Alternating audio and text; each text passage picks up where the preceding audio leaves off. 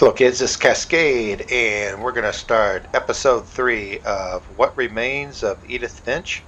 Please hit like and subscribe.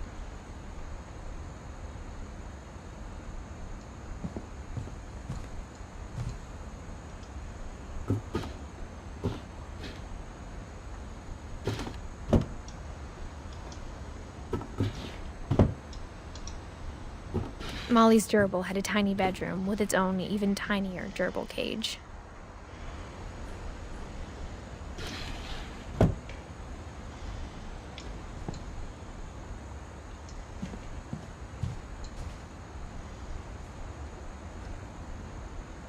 I can't describe it, but I felt like some part of Molly was still here.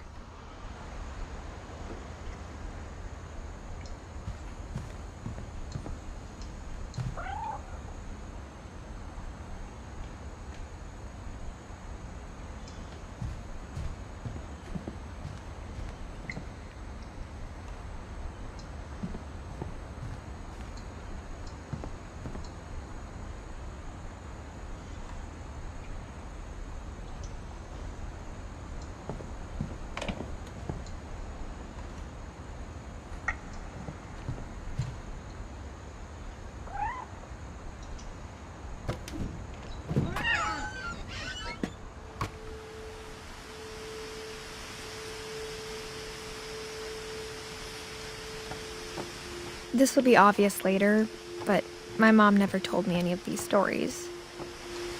Edie would have, but Mom didn't like bringing up the past. Though, when we adopted a stray kitten, she was the one who named it Molly.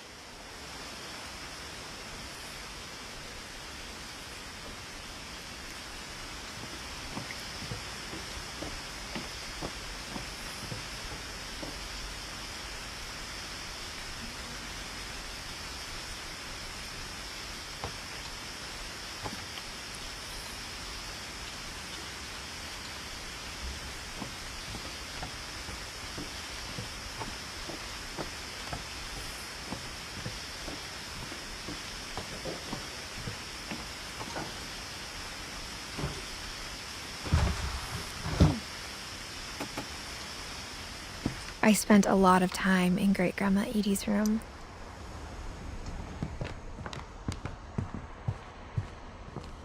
Her room was like a museum.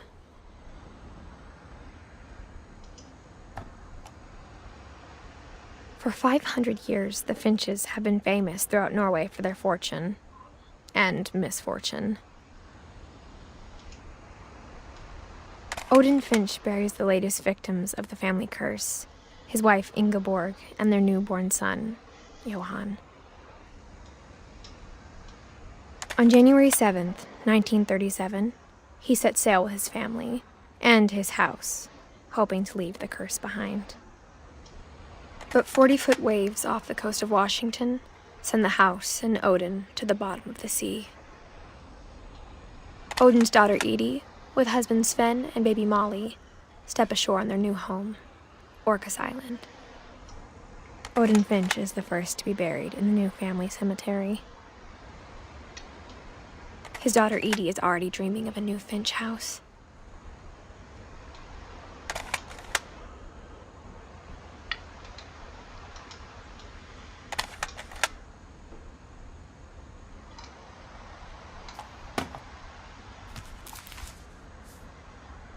Whatever's wrong with this family, it goes back a long ways.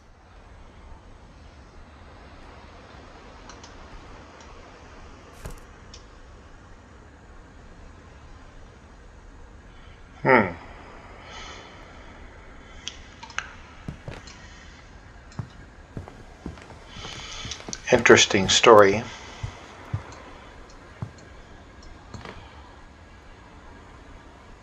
Built in 1937. Edie is the grandmother. One summer, they evacuated the island, but Edie refused to go. For a few weeks, she was a celebrity.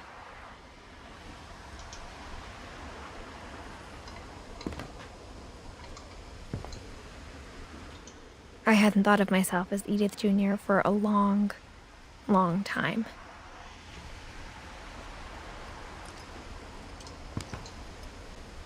Edie gave a big interview about a mole man living under the Finch house. My mom was furious.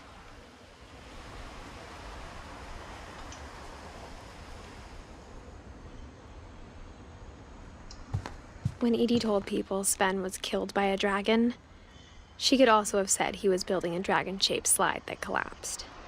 She could have, but she didn't. Even in her 90s, sometimes Edie seemed a lot younger than my mother.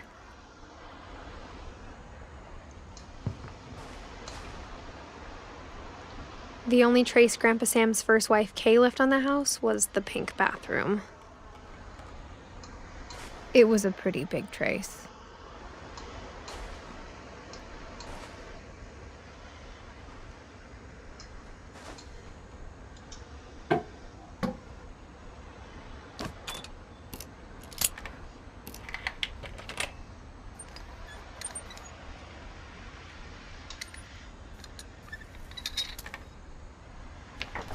There's a secret in this bathroom.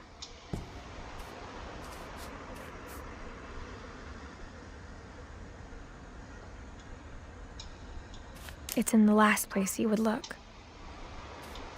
It isn't in the cupboard. It's hidden in this book.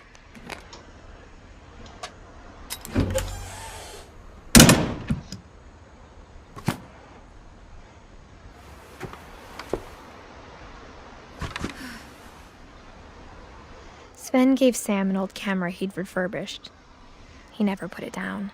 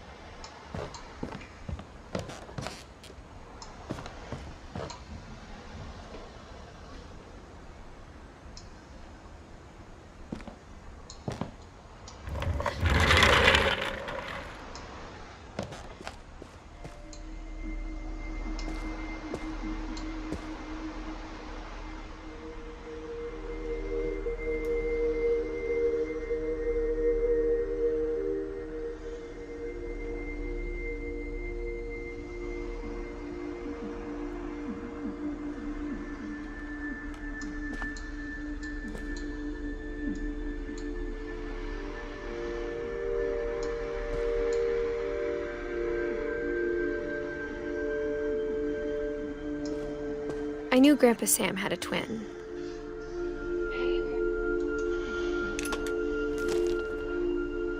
And that he never talked about him.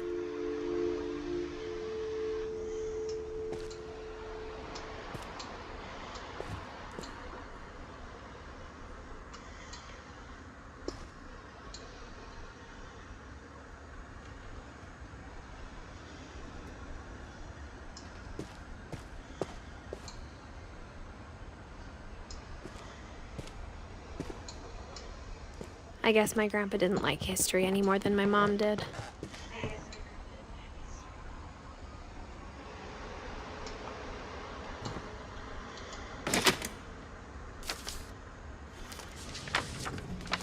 How I Want to Remember My Brother by Sam Finch. The thing I remember is that when he made up his mind, that was it.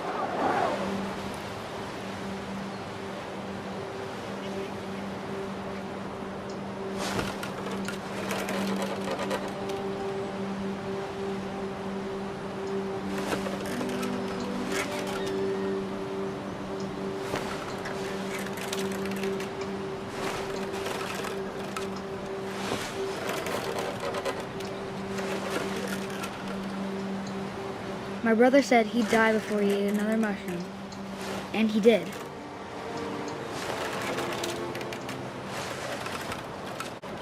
At Barbra's funeral, we swore we'd never be afraid again. And he wasn't.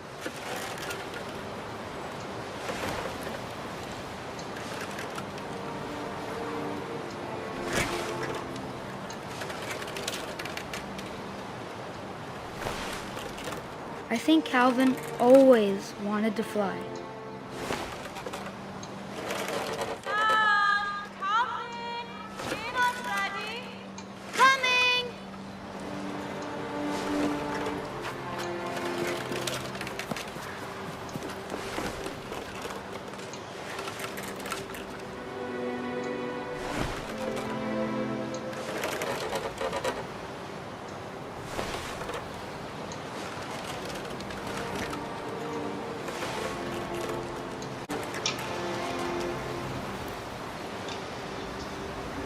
But that day, he finally made up his mind to do it.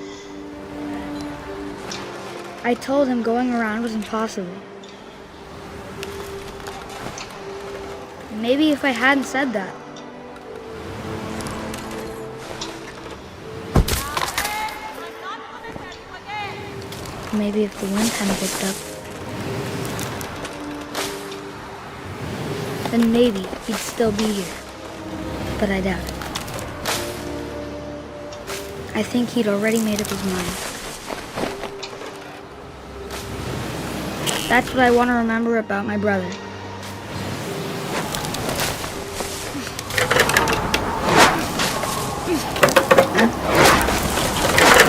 The day he made up his mind to fly. And he did.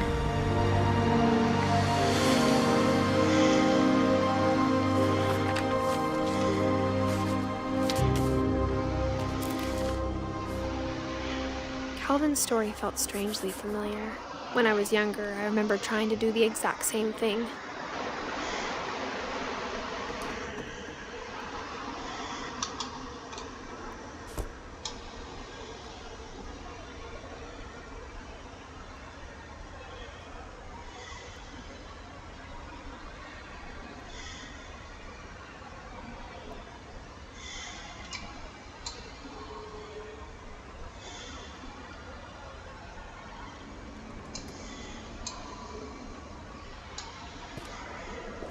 After the funeral, Edie roped off Calvin's half of the room.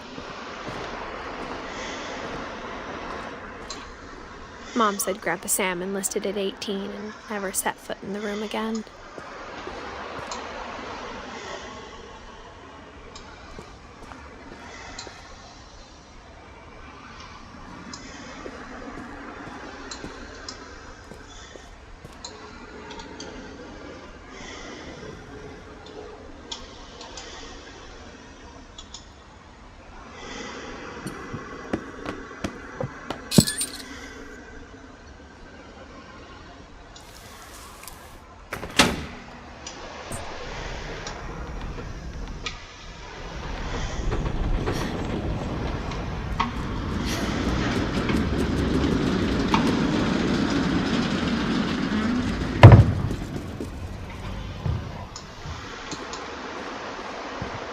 The passages were a pretty tight fit. They'd obviously been built for smaller hands and bellies.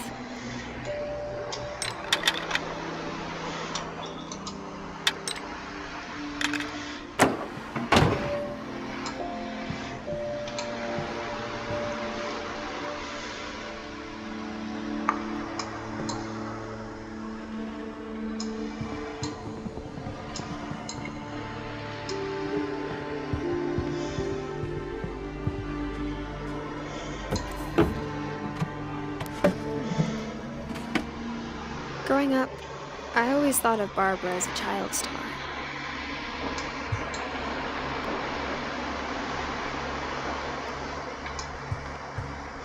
I never thought about how hard it must have been for her afterwards.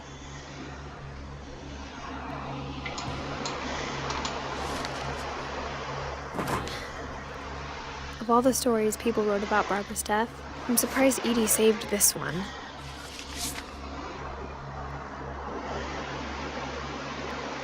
Old Jack here with another ghastly tale inspired by America's most unfortunate family. I'm calling it the surprise ending of Barbra Finch. As a child star, Barbra was famous for her scream. Now at 16, she was all washed up, a has-been.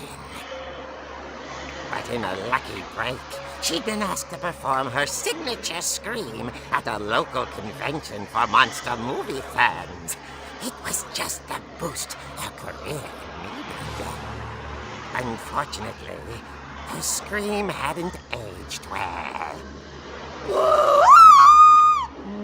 Getting better. I think you just need the right motivation. Her biggest fan and current boyfriend, Rick, was about to demonstrate when... Now that was a great scream. It was Barbara's father, Sven. He'd slipped into a table saw and had to be rushed to the emergency room. So Barbara got stuck babysitting her youngest brother, Walter. Her convention comeback was cancelled. Okay, I'm hearing frustration, but I'm not hearing terror. What if I tried... A gang of hoodlums in Halloween masks have been terrorizing Orcas Island tonight. Police are urging residents to... That came from the basement. You're right! Also, I loved your delivery on that. Why is your basement door locked? Because my dad likes making puzzles and secret passages.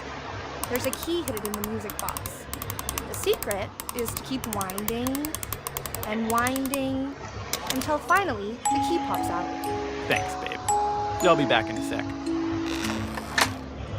20 minutes later, Rick hadn't returned. So Barbara went to look for him, right on cue. She reached for the music box.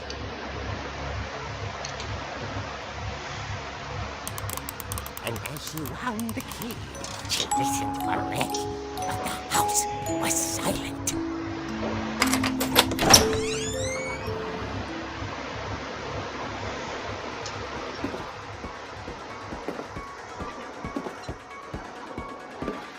She found Rick's crutch and imagined the worst.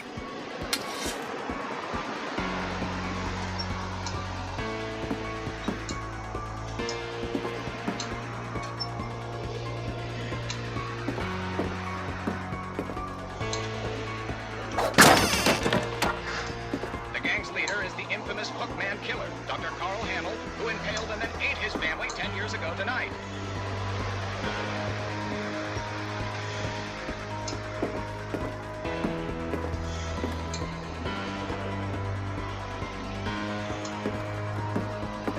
The old fridge rattled and grew still.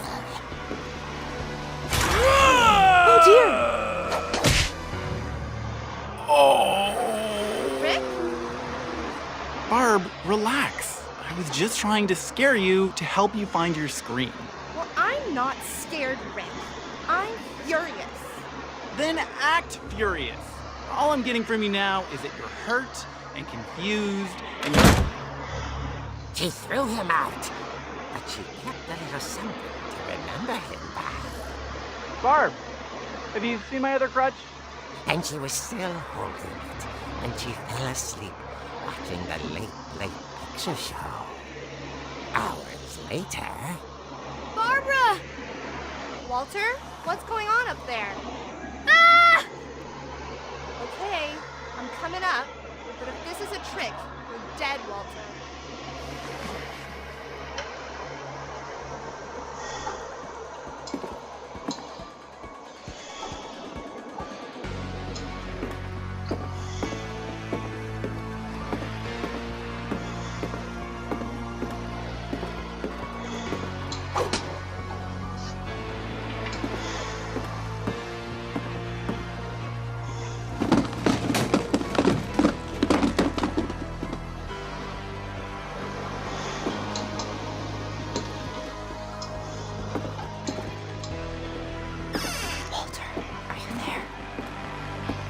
Walter had vanished, but his bedside radio was still on.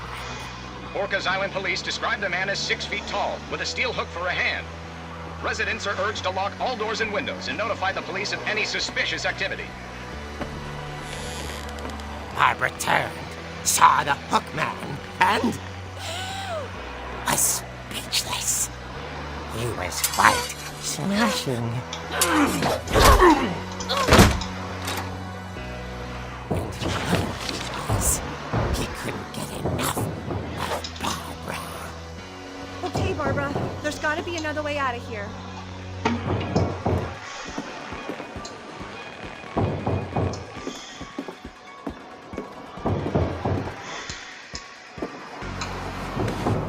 That night, she played her part beautifully.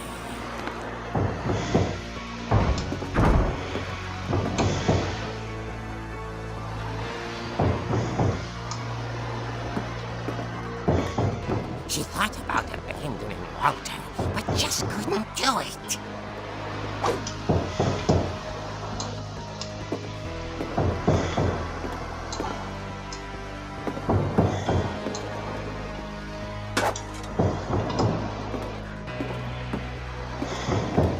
Molly's door hadn't been opened in years. The hinges grow.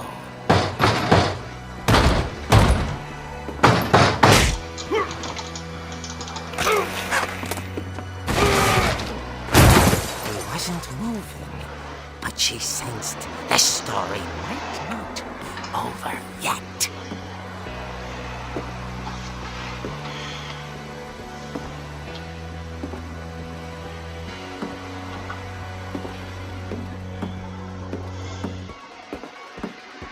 The hookman had vanished. She listened for his breathing, but all she heard was...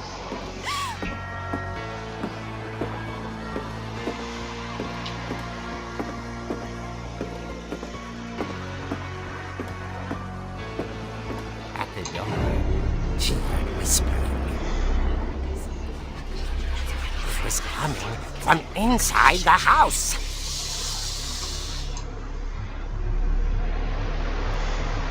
Oh dear.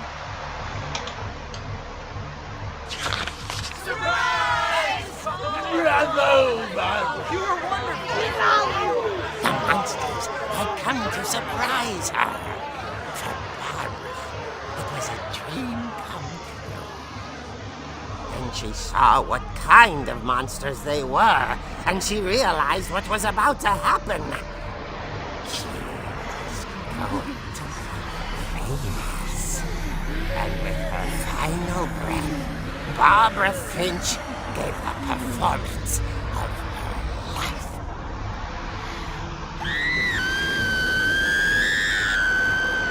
I wasn't there myself, but I hear Barbra was magnificent. Poor girl.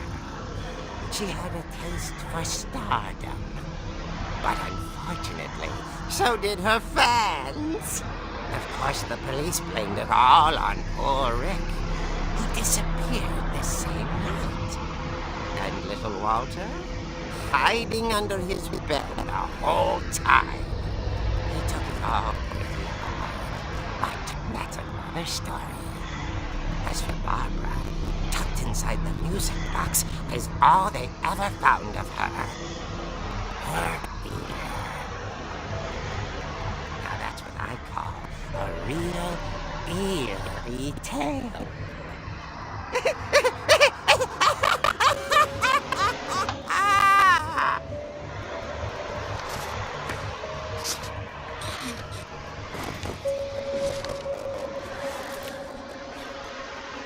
Edie told me all Barbra wanted was to be remembered, as absurd as that comic was. Maybe what Edie saw was a happy ending.